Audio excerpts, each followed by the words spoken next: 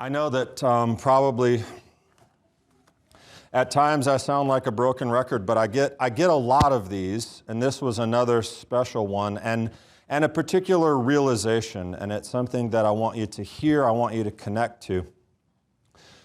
Dave mentioned, I think, Andrea I'm assuming I know who that is in Brazil, but here's a note I got this week. Shalom, Rabbi Damien. Thank you so much. My wife and I live in a small town in Sao Paulo, Brazil.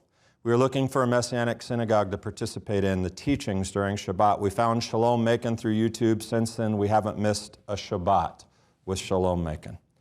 We're a family of 4 people, my wife and 2 daughters, Priscilla and Aileen or Aline, I'm not sure. My daughters don't speak English yet.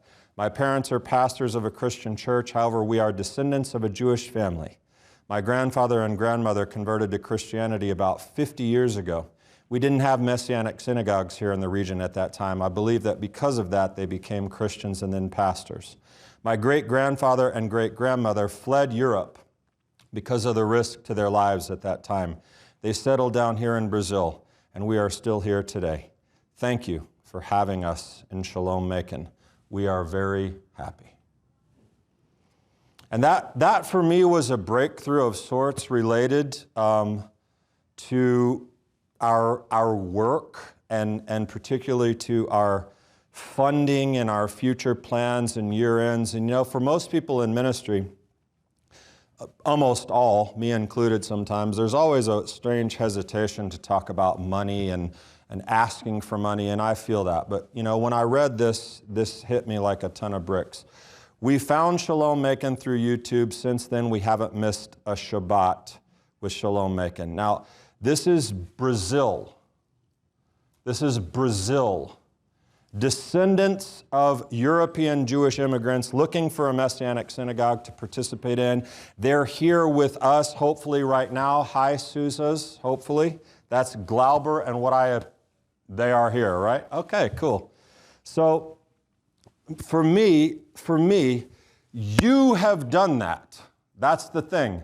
You have made that possible by being faithful givers to Shalom Macon and the support. And for me, and by the way, the participation with people from all around the world, 12 countries and all over the United States that support the work here have already done something for the year-end campaign, signed up and participating in this recurring building campaign that we're just getting started. It's amazing. But what I realize is for me to be afraid or hesitant to ask you to participate in what we're building is just dumb.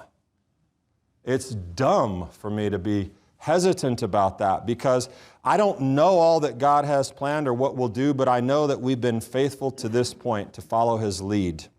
And that's what we're doing. So when I read Glauber's message, I realized here's what we're doing and here's what we're not doing, okay? I'm not going to timidly, sheepishly move forward asking, hey, do you think maybe you could check down in the couch cushions or maybe, in your change drawer or maybe throw a few dollars toward the work. We're really hoping something good comes. Now, something good is coming. It's already happening. Something good is happening every week and through Shalom at Home and all these things. And because of you, because of your support, because of what you do, stuff like reaching the Souzas and Quentin in South Africa who sent us a gift for the year-end. South Africa, that's a long way off. But it's because of what we are doing together. The Kinches, as I said, 12 countries, and all this. So we're not going to be sheepish or timid about that. We are going to move forward confidently. I'll ask you to help build the financial resources so we can build the community locally for Macon, for Georgia, and for disciples all over the world. Now that sounds dramatic. Glauber Souza's message confirms it is not dramatic because it is happening. And people in Brazil, a family of Jewish immigrants, Holocaust fleers who settled there are now with us every week and part of the family. That's, to me, pretty dramatic. And I think it's incredible.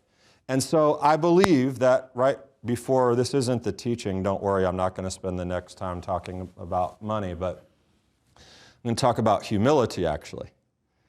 But before I do that, I'm going to humbly ask, as we come to the last week of 2022, if you're able, make a donation a year into the work of Shalom Macon so we can do more of what we're doing, so that we can strengthen disciples in God, in Messiah through a Messianic Jewish understanding. Now listen, if you are watching this, if you're listening to this, we have a podcast. Yeah, there is a podcast beyond YouTube. If you get something out of what we do, if there's something valuable here, consider it. And like $18 a month, that's a great number. That means life in Chai, in Hebrew. Chai, the number 18 is life. Consider setting up something. There's a QR code that you can do, and you can take a picture of it, and it takes you to the place. There's also a link, which will shalommacon.org/give. shalommacon.org/give. Consider becoming a supporter of this work, because really, we're just getting started. I'm asking that confidently, not in timidity, because I believe that. There's a place you can set up recurring giving, if that's something that you want to do as well, right down there on the bottom. So we have a way to make that easy for you. Now, everyone who's blessed by what we do, thank you. Thank you. Your prayers are valuable, everything. My commitment to you is that we will keep our ear to heaven and our hand to the plow, and we will not look back, because he who does that is not fit for the kingdom of heaven. So I wanted to say that before we go forward. And the journey forward is not always easy. As a matter of fact, this is what the journey forward looks like for a lot of people. Blake, show me this other picture I have for you. Okay? Can anyone relate to this picture? Well, I'll tell you somebody who definitely can relate to that picture, and his name is Yosef. His name is Joseph, and he is in our Torah portions right now. And we missed the intro to his story last week, but I can summarize it for you real quick. You ready? Joseph is the favorite of his dad. He ascends to a position of prominence. His dad loves him most. His brothers hate him. They want to kill him, but they say, let's not kill him. Let's trade him into slavery. Let's throw him into a pit. So he ascends, and then he does what? Descends into the literal pit. He gets picked up out of that pit, goes to Egypt, sold into slavery, but there ascends. He rises to second command in Potiphar's house. He ascends to this position of prominence. Now, Joseph is a stud. Or as the Bible states, Joseph was handsome in form and appearance. Translation, stud. And Mrs. Potiphar liked what she saw. And she said, hey, Joseph, let's connect. Joseph said, no, let's not connect. And she said, oh yeah? Accused him of rape. Joseph, who had ascended yet again, descends further down, this time into the pit of prison, a darker pit. But there again, what happens? Joseph rises to prominence. He becomes basically in command. He's running the jail. He makes some friends. He interprets some dreams. Cupbearer, you'll live. Baker, not so good. Remember me, he says to the cupbearer, when you get in front of Pharaoh, remember what I've done for you, please. Help me, I shouldn't be here. And of course, the dreams that Joseph interprets come true. The cupbearer lives, he's saved, he's restored to his position. And last week's Torah portion, which I just summarized, ends like this. And the chief of the drink stewards did not remember Joseph, and he forgot him. And that is the worst yet. The hope for ascent, Joseph doing the right thing, taking action, helping, no, forgotten. The furthest descent, stuck in prison for 2 more years, and that's where it ends. And this week, the Torah portion picks up with, and it was at the end of the 2 years' time. Man, what a crappy life. Huh? And for a guy who had so much promise. Because if you'll remember, Joseph pretty much had it figured out, didn't he? Joseph had his dreams early on in the Torah portions, and everyone, he said, is going to bow down to me. Joseph's image, Blake, put that one back up there for me. Joseph's image, his life plan was the bike. Well, I don't know where Blake is, but anyway, here he is. Travis, you can put it up. The image of the bike going to the checkered flag, that's Joseph's dream. And here's what he told everybody. Hey, please listen to this dream which I had. For behold, we were binding sheaves in the field, and behold, my sheaf stood up and also remained standing. And behold, your sheaves gathered around and bowed down to my sheaf. His brothers really liked that one, didn't they? And then he had a second dream. Informed his brothers, behold, I've had yet another dream, and behold, the sun and the moon and 11 stars were bowing down to me. He told it to his father and his brothers, and his father rebuked him. What is this dream you've had? Am I and your mother and your brothers actually going to come and bow down to the ground before you?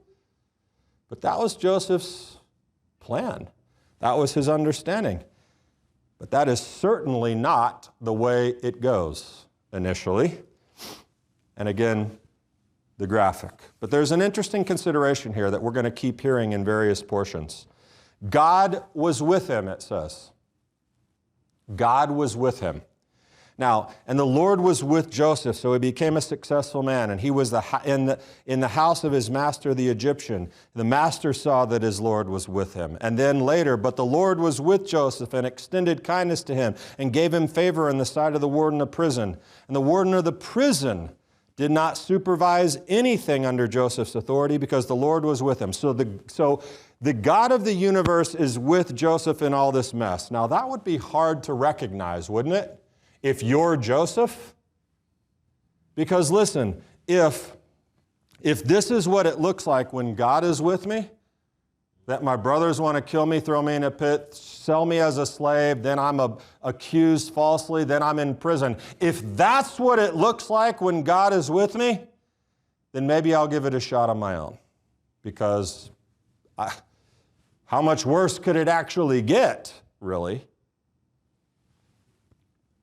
But the interesting thing is that Joseph was also with God. Because when Potiphar's wife accuses him, he says, how could I do this great evil and sin against God? In the prison, they say, we had a dream. No one can interpret it. And Joseph says, well, you know what? Interpretations belong to God, but tell it to me. So interestingly, we have this strange Proverbs 16:9 situation, which says, the mind of a person plans his way, but the Lord directs his steps. You make plans. God directs your steps. That's a difficulty, actually. Because Joseph had a plan, and so did God. And despite all of the hellacious difficulties, Joseph held on, and ultimately, those roads did converge in the end. Here's a little Yiddish lesson for you. Man tracht und Gott lacht. Say it, Dave. There we go. Perfect. Man tracht und Gott lacht. It's an old adage meaning man plans and God laughs. Man plans and God laughs. Now, I might edit that just a little bit and say, I can't say it in Yiddish, man plans and God teaches. Man plans and God teaches. Because I don't think God or Joseph found too much funny about the situations in which Joseph found himself. However, I would submit to you that Joseph, despite all of his awesomeness, had things to learn. His brothers disliked him for a reason. He was cocky. He was not hesitant at all to tell them that they would be in a position of servitude. His own father rebuked him for his approach to that situation.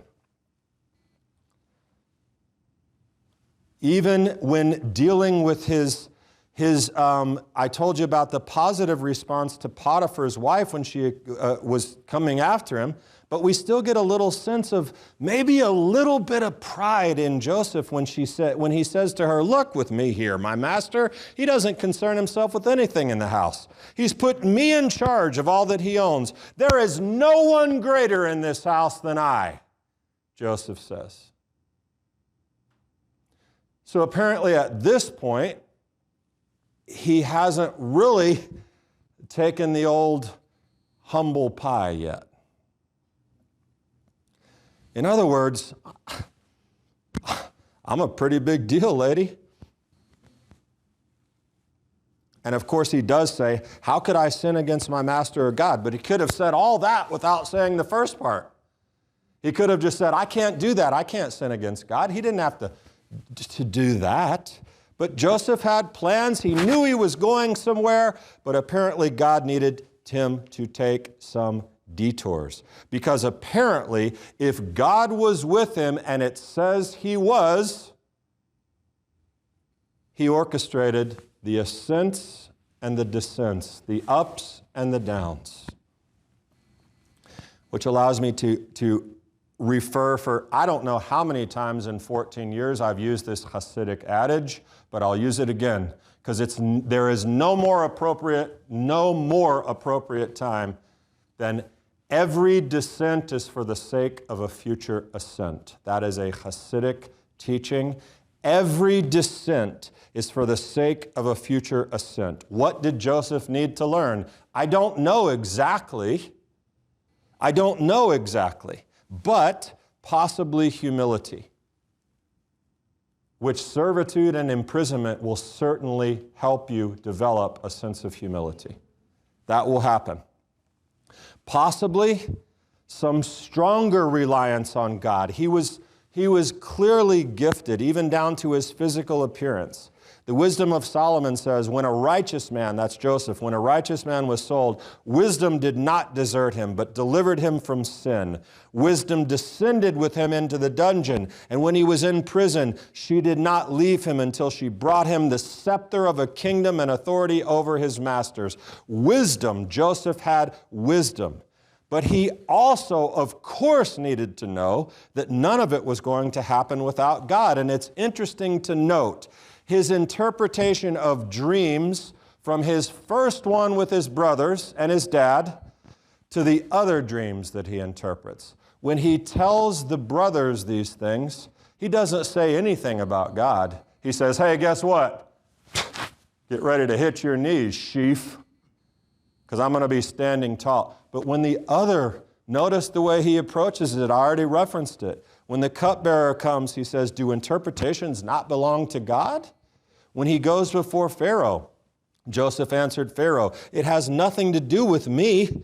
God will give Pharaoh an answer for his own good." And somewhere from the interpretation of dreams the telling dreams to his brothers to these interpretations of Pharaoh's dreams, God is preparing him in the most important of lessons which he will need, and it is tied to humility, mercy, and forgiveness, which interestingly takes us right back to last week's lesson and the seemingly enigmatic, the weird placement of Tamar and Judah. You remember, right in the middle of the story of Joseph, we find Tamar and Judah. And we learned, what did we learn? Tamar had humility. So did Judah, actually. It was sort of forced on him. But Tamar was the hero. She demonstrated her mercy toward Judah. Her plan was all messed up and disrupted, but she did not ruin Judah's life. She had him right where she wanted him, and she let him go, in essence. We talked about, that's weird. Why is that there? It's a story of humility. It's a story about mercy and forgiveness, and it's a story and a lesson that Joseph really needed to know, I think. not Tamar and Judah. He needed to learn mercy and forgiveness. And this week, listen, this week in Portion Miketz, Joseph has the last laugh. His dreams about his brothers, they've all come true. The brothers have made their way to Egypt. What are they doing? They're begging him, basically. They're bowing down, in essence, before their brother. It's actually, it's even better than the 17-year-old cocky Joseph might have imagined. It's even better. They're all there. He's got them. But multiple times we see Joseph for who he is. Chapter 42, it says, he turned from them and he wept. 43, he sees Benjamin and he weeps. Next week at the revealing, there is no anger from Joseph when he reveals himself to his brothers. He wept out loud, it says, and Pharaoh heard and Egypt heard. Joseph was humble and merciful, but this was the time for revenge. He had them for all that they had done to him. The slavery, for the prison, for the suffering, the missing out on real life for all these years. They had done that to him, but Joseph didn't see it that way. And again, getting ahead, this is next week's Parsha, but we see what his trouble has taught him. God was with him, and he says to them, now don't be sad and let there be no anger in your eyes.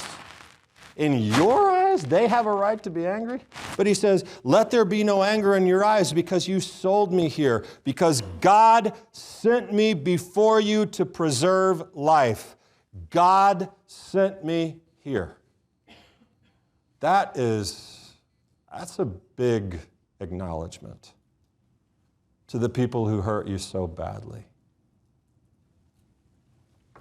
But I firmly believe in all of Joseph's troubles, he did what the greatest people do. As he descended and as he stayed down, because sometimes the descent is not momentary. Sometimes the descent is for a while and you're down there. He stayed down and he learned the lessons on the way down, and he remembered them and he applied them on the way up. He never forgot them. He did his part. Because, listen, it's great to say, every descent is for the sake of a future ascent, and we can say, yeah, man, that's good. But the thing is, you need to add to that. Look for the lesson on the way down. When you're down, look for the lesson. Look for what God actually wants you to learn, that he orchestrated a descent for you. Maybe you did by bad choices, but I'm talking about this situation where God is with you. Look for the lesson.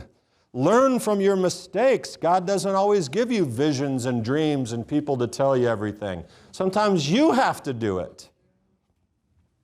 Rabbi Sachs, you have a plan, you play a part, but Rabbi Sachs this week, he says, there's no achievement without effort. This is the first principle. God saved Noah from the flood, but he had to build the ark. God promised Abraham the land, but he had to buy the cave of Machpelah. God promised the Israelites the land, but they had to fight the battles. Joseph became a leader as he dreamed he would, but first he had to hone his practical and admin skills. Even when God tells us something will happen, it won't happen usually without your effort. There are difficult lessons that we learn as we traverse the path as part of the plan. We need those lessons to arrive at what should be a picture of that checkered flag up there. We need those lessons to hit the mark, to reach the goal, to succeed, because we need something that's called dishmaya, siyata dishmaya, the help of heaven. We need the humility to acknowledge that we are dependent on forces that are not under our control. They are under the control of God. He credited God, Joseph, for all of his successes. I believe probably later he did that. I don't know that when he was in the bottom of the bottom, he's again saying, thank you, God, thank you, God. And that's not a requirement. But look for the lesson. Don't miss that.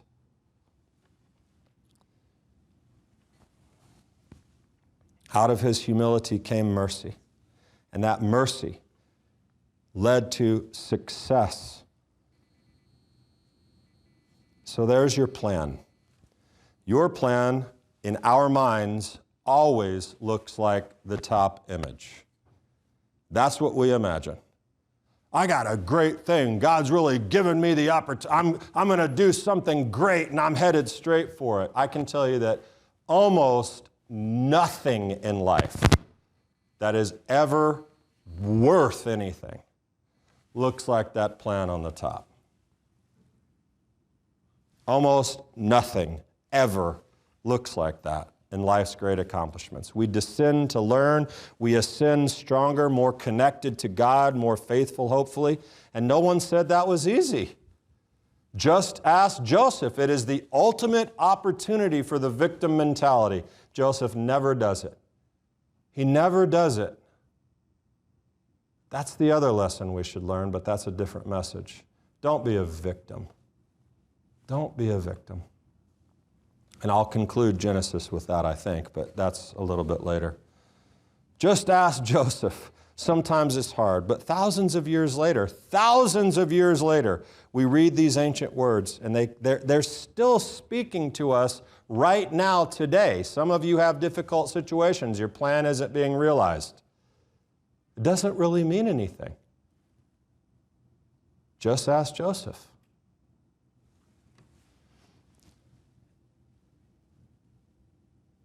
They speak to us, they inspire us, they challenge us to face challenges. And I say, embrace that. Embrace the difficulty of life. Embrace it. Now, I can't say that casually or condescendingly. I don't know everything that you guys are facing. You can't say to somebody who's terminally ill, hey man, Baruch Hashem, praise God for that. That's awesome.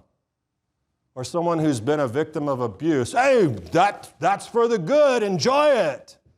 That's not what I'm saying at all. But in everything, look for a lesson so that the ascent is even more powerful. So whatever the difficulties are, I pray that thousands of years later, these words still speak to you, and even in difficulty, that they give you strength for the ascent that inevitably will come your way if God is with you and you are with God. Shabbat Shalom. Let's stand up together.